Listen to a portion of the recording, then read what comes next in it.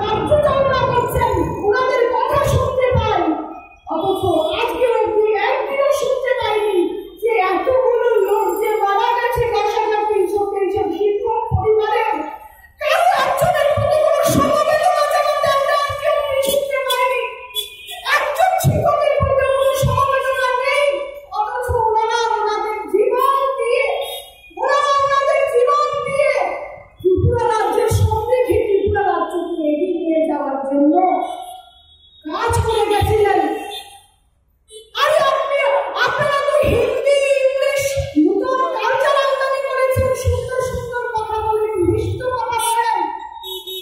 সেই ভাষা, সেই আলোচনার মধ্যে কি 10,000